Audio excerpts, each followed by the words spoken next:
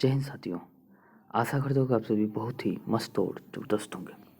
दोस्तों, सबसे पहले आप सभी को गुड मॉर्निंग, राम राम, जय श्री कृष्ण, राधे राधे, जय महाकाल।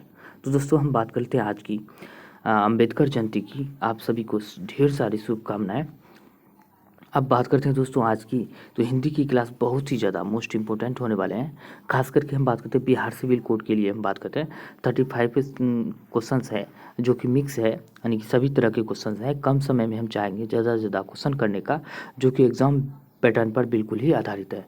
अब बात कर लेते हैं यह किस किस एग्ज़ाम में काम आने वाले हैं। तो बात करते हैं सिविल कोड के अलावा आपको Bihar SI mains, Bihar police, BSSC, SSC GD, Bihar DElEd, Bihar BEd, यानी कि जिस भी एग्ज़ाम में बिहार से यानी कि हिंदी से संबंधित क्वेश्चंस पूछे जाते हैं, उन सारे एग्ज़ाम के लिए काफ़ी महत्वपूर्ण हो सकते हैं। इसके अलावा बिहार दरोगा का भी प्रैक्टिस सेट जो है बदल बदल के कराए जाते हैं अलग अलग प्रकाशन की। तो ज़रूर देखें, अगर नहीं देखे हैं तो अगर इस क्लास का पीडीएफ डाउनलोड करना चाहते हैं तो वीडियो के नीचे लिंक दिया गया है टेलीग्राम का, वहाँ से ज्वाइन करके अब इस क्लास का पीडीएफ भी डाउनलोड कर सकते हैं। इसके अलावा और कई सारी जानकारियाँ और बिहार दरोगा का प्रैक्टिस सेट भी वहाँ पर शेयर की जाती है। तो ज़रूर जाके जुड़ें और पसंद है तो वीडियो को लाइक करें, शेयर करें और ज़्यादा से ज़्यादा दोस्तों को जोड़ने का प्रयास करें। तो चलिए हम बात करते हैं अगले की। तो आगे बढ़ने से पहले हम बात करेंगे आज की मोटिवेशन लाइन की। तो आज का हमारा मोटिवेशन लाइन है, दिल से उतर जाने वाले लोग सामने खड़े हो तो भी नज़र नहीं आते हैं। बिल्कुल सही है। जो आदमी आपके दिल से उतर जाते हैं तो सामने भी खड़े होने से उसको नज़रअंदाज करना पड़ता है जानबूझकर, क्योंकि वो जो है दिल को हर्ट वो काफ़ी ज़्यादा कर चुके हैं और पहले जितना दिल में उतार लेते हैं और बाद में जब दिल से उतर जाते हैं तो कोई फ़र्क नहीं पड़ता है सामने रहे या ना रहे। तो चलिए दोस्तों, इसी क्लास हम बात करते हैं। आज की हिंदी की क्लास बहुत ही ज़्यादा ज़बरदस्त और इजीली तरीके से इसे समझने का प्रयास करेंगे और साथ ही साथ उसका डिस्कस भी करने देने का हम प्रयास करेंगे। तो चलिए, तो आज का हमारा पहला सवाल है हिंदी का। तो बात करते हैं व्यवहार और मत शब्दों के सही पर्याय है। व्यवहार और मत जो शब्दों का जो सही पर्याय की हम बात कर लें तो विचार और राय, आचार और विचार। तो इसका राइट आंसर बी ही हो जाएगा, आचार और विचार। यानी कि व्यवहार और मत शब्दों का सही पर्याय की बात करें तो आचार और विचार हो जाएंगे। अब बात करते हैं नेक्स्ट की। तो दोस्तों, हम बात करते हैं अब दूसरे क्वेश्चन की। बात करते हैं निम्न विकल्पों में से जो सुरभि शब्द का समानार्थी है वह छांटिए। क्या है ये नहीं होगा, बल्कि है उसको छांटना है। समानार्थी शब्द को चयन करना है। तो बात करते हैं सुगंधा, गाय, दक्ष और पुष्प। तो बात करते हैं इसका राइट आंसर की, तो क्या होने वाले हैं। तो यानी कि सुरभि शब्द का हम बात करें तो इसका जो है समानार्थी शब्द क्या हो जाएगा, तो गाय हो जाएगा। एक सुरभि होता है क्या, एक सुरभि की हम बात करते हैं तो जैसे ये सुरभि हो जाएगा, ऐसे लिख देंगे सुरभि। तो ये सुरभि क्या होगा, गाय हो जाएगा।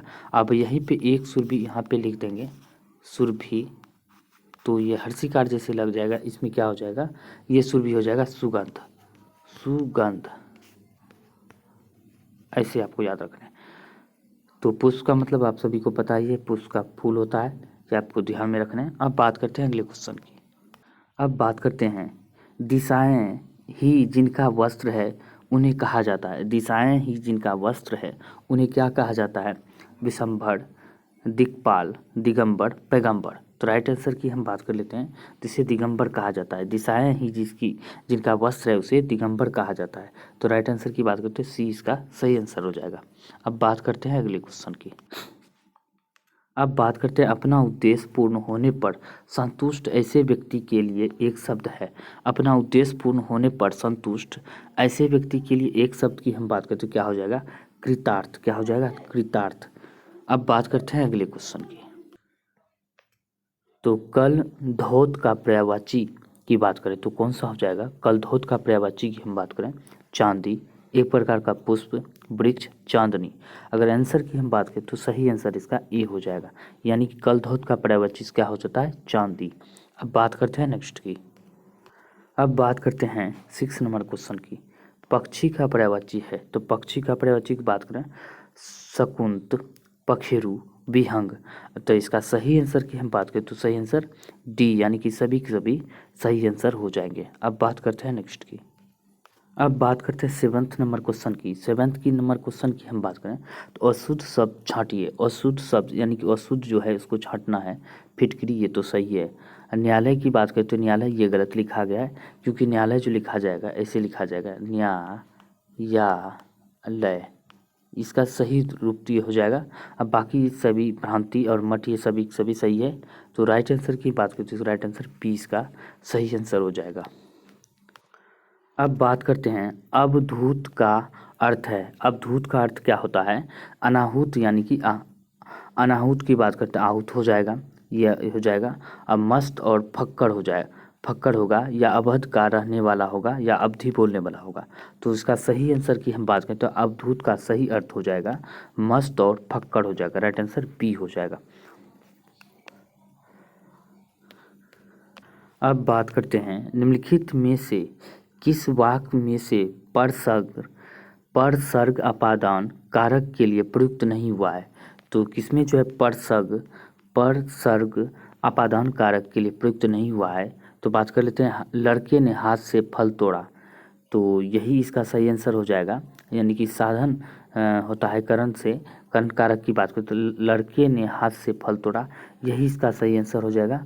बाकी हम बात करें तो क्या होगा, ये नहीं होगा। बाकी बात करते वह विद्यालय से आ रहे हैं और आकाश से पानी बरस रहे हैं, नदियों पहाड़ से निकलते हैं। इन तीनों में जो है जुदाई का बोध हो रहा है, जिसमें क्या होता है अपादान कारक में हम बात करते हैं जुदाई का बोध होता है, यानी कि अलग होना। ये तीनों के तीनों सही हो जाएंगे, लेकिन ये जो है इसका सही आंसर नहीं है, यानी कि गलत है। राइट आंसर ए हो जाएगा। अब बात करते हैं अनुश्रुति का अर्थ है। तो अनुश्रुति का अर्थ की हम बात करते हैं क्या हो जाएगा, श्रुति के पश्चात कवि कल्पित कथा, ऐतिहासिक कथा, परंपरा से चली आ रही कथा। तो राइट आंसर की बात करें तो क्या हो जाएगा, डी इसका सही आंसर हो जाएगा। अब बात करते हैं नपे तुले शब्दों में अपनी बात कहने वाला वाक्यांश के लिए उपयुक्त शब्द है। नपे तुले शब्दों में अपनी बात कहने वाला वाक्यांश के लिए उपयुक्त शब्द क्या होगा? तो इसका राइट आंसर की बात करते हैं मिष्टभाषी, मितभाषी, अमितभाषी, मृदुभाषी। तो सही आंसर की हम बात करें तो इसका सही आंसर क्या हो जाएगा, मितभाषी। अब बात करते हैं नेक्स्ट की। अब बात करते हैं रामचरित शब्द में समास है। रामचरित शब्द में हम बात करें तो कौन सा समास होगा? सबसे पहले इसका क्या करेंगे, समास विग्रह करेंगे, तो इससे पता चल जाएगा कौन सा समास होता है। तो बात करते हैं रामचरित यानी कि राम का चरित, राम का चरित।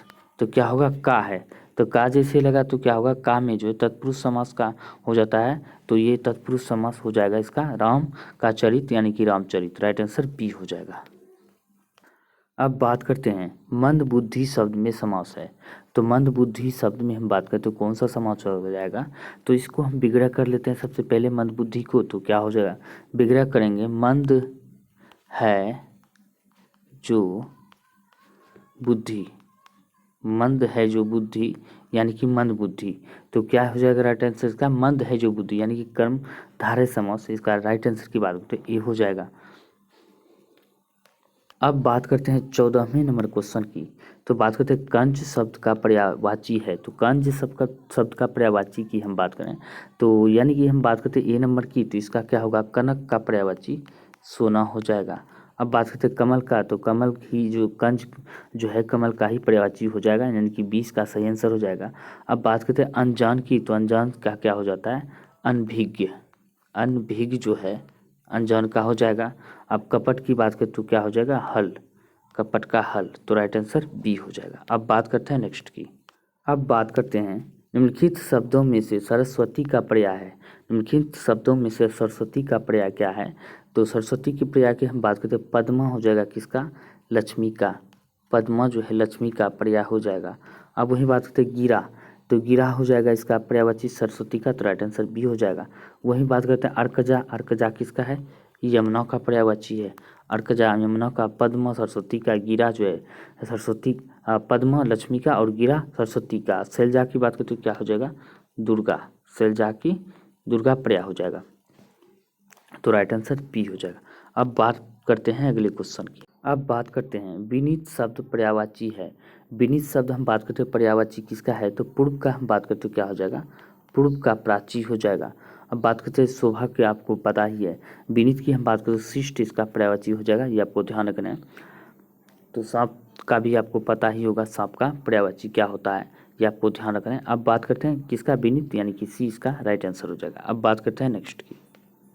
अगर सांप की हम बात करें तो सांप का भी विस्तर हो जाएगा, भुजंग, सर्प, ये सारे के सारे सांप का पर्यायवाची होते हैं। अब बात करते हैं अगले क्वेश्चन की। अब बात करते हैं हिमांशु का पर्यायवाची शब्द होगा। हिमांशु की अगर हम पर्यायवाची की बात करें तो चंद्रमा जो है हिमांशु का पर्यायवाची हो जाएगा, राइट आंसर ये हो जाएगा। कपीश्वर की हम बात करें तो इसका हनुमान जो है हनुमान पर्यायवाची हो जाएगा। रत्नाकर की बात करते हैं समुद्र जो है रत्नाकर का पर्यायवाची हो जाएगा।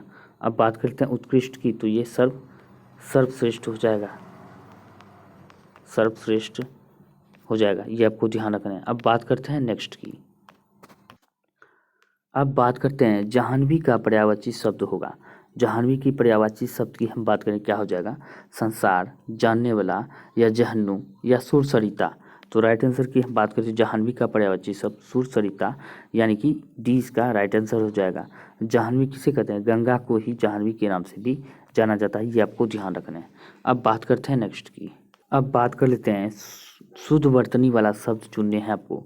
तो इनमें से शुद्ध वर्तनी वाला शब्द कौन हो जाएंगे, तो बात करते हैं दर्शना विलासी, दर्शना विलासी, या ये दर्शना विलासी, यानी कि इन चारों में से हम बात करते हैं कौन सा शुद्ध हो जाएगा।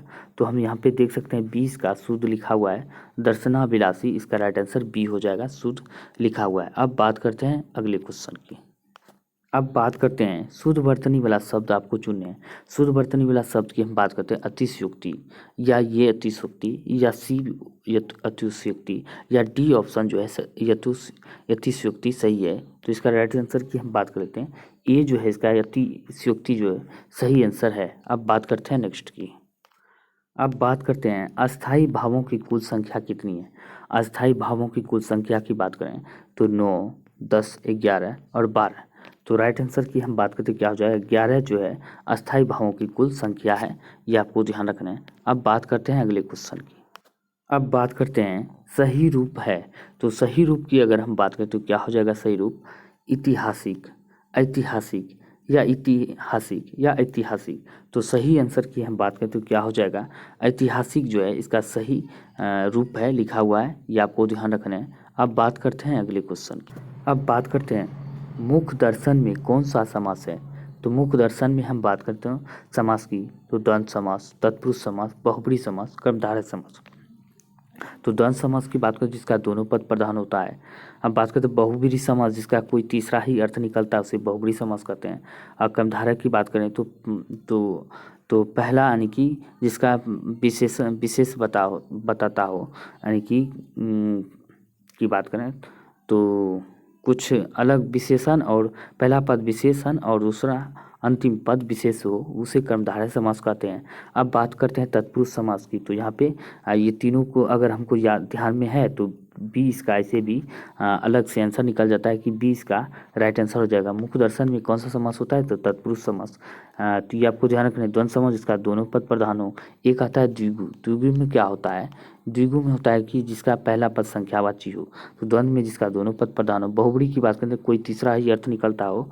और कर्मधारय की बात करें तो पहला पद विशेषण और अंतिम पद विशेष होता हो, उसे कर्मधारय कहते हैं। अब बात करते हैं नेक्स्ट की। अब बात करते हैं क्रूर शब्द है। तो क्रूर शब्द की हम बात करते हैं क्या हो जाएगा, क्रूर की बात करते हैं सर्वनाम, विशेषण, संज्ञा या क्रिया। तो अगर राइट आंसर की हम बात करते हैं विशेषण जो है क्रूर शब्द हो जाएगा, 20 का सही आंसर हो जाएगा। अब बात करते हैं अगले क्वेश्चन की। अब बात करते हैं नौका झील में डूब गई, रेखांकित पद में कारक है। तो नौका झील में डूब गई, रेखांकित पद में कारक है। तो बात करते हैं अधिकरण कारक, कर्म कारक, अपादान कारक, करण कारक। अगर हम बात करते हैं राइट आंसर की तो अधिकरण कारक, नौका झील में डूब गई। अधिकरण में पर जो होता है इसका चिन्ह होता है, तो अधिकरण में पर यानी कि ये इसका राइट आंसर हो जाएगा। अब कर्म की हम बात करें तो कर्म को होता है इसका चिन्ह, यानी कि 8 पद आपको ध्यान रखने हैं, 8 चिन्ह यानी कारक के। तो वही बात करते हैं अपादान से होता है, यानी कि जिससे जुदाई का बोध हो। अब बात करें करण की बात करें तो करण भी से होता है या के द्वारा होता है। ये करण का जो है करण कारक का चिन्ह होता है, ये आपको ध्यान रखना है। अब बात करते हैं अगले क्वेश्चन की। अब बात कर लेते हैं यानी कि नवजीवन दो घनश्याम हमें अलंकार, यानी कि नवजीवन दो घनश्याम हमें, इसमें अलंकार आपको चुनने हैं। तो क्या हो जाएगा, यमक, श्लेष, विप्सा या अनुप्रास। तो अगर हम बात करें तो राइट आंसर की, तो श्रेष्ठ जो है श्रेष्ठ अलंकार हो जाएगा, ये आपको ध्यान रखना है। और घनश्याम की हम बात की क्या हो जाएगा, घनश्याम की बात करें तो श्री, एक होता है श्री कृष्ण हो जाएगा, ये भी आपको ध्यान रखना है। और दूसरा क्या होगा, तो दूसरा बादल, तो ये आपको ध्यान रखना है। अब बात करते हैं नेक्स्ट की। अब बात करते हैं उल्का सी रानी दिशा दीप्त करती थी, वाक्य में उपमान है। उल्का सी रानी दिशा दीप्त करती थी, वाक्य में उपमान की हम बात करें तो क्या उपमान हो जाएगा, तो बात करते हैं उल्का उपमान हो जाएगा। उल्का कौन सी, उल्का सी रानी दिशा दीप्त करती थी, वाक्य में उपमान जो है उल्का हो जाएगा। रानी की बात करते तो उपमेय हो जाएगा, उपमेय रानी हो जाएगा। अब सी की बात करते हो वाचक शब्द हो जाएगा, सी क्या है, वाचक शब्द। अब वही बात करते हैं दीप्त की, तो दीप्त क्या है, साधारण, साधारण धर्म हो जाएगा, ये आपको ध्यान रखना है। अब बात करते हैं नेक्स्ट की। अब बात करते हैं जिन ध्वनियों की गणना न स्वर में की जाती है न व्यंजन में, उसे क्या कहते हैं। जिन ध्वनियों की गणना न स्वर में की जाती है न व्यंजन में, उसे क्या कहते हैं, तो बात करते हैं आगत, उष्म, अंतस्थ या अयोगवाह। तो इसका हम बात करते हैं अंतस्थ की, तो अंतस्थ कौन सा व्यंजन होता है, अन और अ जो है अंतस्थ होता है, ये आपको ध्यान रखना है। अगर इसमें आंसर की बात करें तो जिन ध्वनियों की गणना न स्वर में की जाती है न व्यंजन में, उसे अयोगवाह वर्ण कहते हैं, या आपको जो व्यंजन कहते हैं, राइट आंसर डी हो जाएगा। अब बात करते हैं बहुत सी भाषाओं को जानने वाला, बहुत सी भाषाओं को जानने वाला की हम बात करें तो बहुभाषाविद, बहुभाषा भाषी, बहुश्रुत या बहुदर्शी। तो राइट आंसर की हम बात करते क्या हो जाएगा, बहुभाषाविद जो होता है बहुभाषाओं को जानने वाला होता है, तो राइट आंसर ए हो जाएगा। अब बात करते हैं बिना प्रयास यानी कि परिश्रम के, बिना प्रयास यानी कि परिश्रम की बात करें तो आकस्मिक या अप्रत्याशित या अनाशय या अचानक, तो क्या हो जाएगा इसका राइट आंसर, अनाशय यानी कि बिना प्रयास के यानी परिश्रम के अनाशय, इसका राइट आंसर सी हो जाएगा। अब बात करते हैं फेंक कर चलाया जाने वाला हथियार, फेंक कर चलाए जाने वाला हथियार की बात करें, प्रक्षित, प्रक्लेदित या शस्त्र या अस्त्र। अगर राइट आंसर की बात करें तो फेंक कर चलाने वाला हथियार की बात करें तो प्रक्षित हो जाएगा, राइट आंसर ए हो जाएगा। अस्त्र शस्त्र ये भी हथियार ही आते हैं, ये आपको ध्यान रखना है। अब बात करते हैं नेक्स्ट की। अब बात करते हैं निम्न विकल्पों में से जो द्विगंबु, द्विगंबु शब्द का समानार्थी है वह छांटिए। तो द्विगंबु शब्द का समानार्थी की बात करें तो क्या हो जाएगा, अश्रु, देवकन्या, दक्ष या पट्टू। अगर आंसर की हम बात करें तो राइट आंसर की अश्रु जो है क्या हो जाएगा, द्विगंबु यानी कि इसका समानार्थी सही आंसर हो जाएगा। अब बात कर लेते हैं नेक्स्ट की। अब हम बात कर लेते हैं मृषा, मृषा किस शब्द का पर्याय है, तो मृषा की हम बात करें तो क्या हो जाएगा, मृत्यु, मृत्र या मुक्ति या मिथ्या। अगर राइट आंसर की हम बात करें तो मिथ्या जो है मृषा का सही आंसर, इनकी राइट आंसर हो जाएगा। अब बात करते हैं नेक्स्ट की। अब बात करते हैं कर्मधारय समास का उदाहरण है, कर्मधारय समास की हम बात करें तो क्या हो जाएगा, नीलकमल, काली मिर्च, मुखचंद्र या हाथों हाथ। यानी कि कर्मधारय की हम बात करते हैं हाथों हाथ, इसका राइट आंसर डी हो जाएगा। अब बात करते हैं नेक्स्ट की। तो अब बात करते हैं नेक्स्ट यानी लास्ट क्वेश्चन की। आज के अंतिम क्वेश्चन है रंजक, रंचक रंजक शब्द युग्म अर्थ होता है। रंचक और रंजक का शब्द युग्म का अर्थ होता है, क्या होता है, तो बात करते हैं दातुन काजल, रिक्त खून, रत्न सर्प और थोड़ा मेहंदी। तो क्या हो जाएगा राइट आंसर इसका, रंचक और रंजक का जो शब्द अर्थ हो जाएगा थोड़ा मेहंदी, यानी कि राइट आंसर डी हो जाएगा। तो दोस्तों उम्मीद करता हूँ कि यह जानकारी आप सभी को बहुत ही पसंद आए, तो वीडियो को लाइक करें, शेयर करें और ज़्यादा से ज़्यादा दोस्तों को शेयर करने का प्रयास करें। अगर कोई सुझाव देना हो तो वीडियो के नीचे कमेंट कर सुझाव देना ना भूलें। अगर इसका पीडीएफ डाउनलोड करना चाहते हैं पीडीएफ भी, तो टेलीग्राम में इसको ऑलरेडी प्रोवाइड करा दिया गया है, तो वहाँ से आपको डाउनलोड कर सकते हैं। इसके अलावा और कई सारी जानकारी वहाँ पे शेयर की जाती है, जरूर जुड़े हमारे टेलीग्राम चैनल से। अब बात करते हैं, मिलते हैं अगले वीडियो में, तब तक के लिए जय हिंद, जय भारत।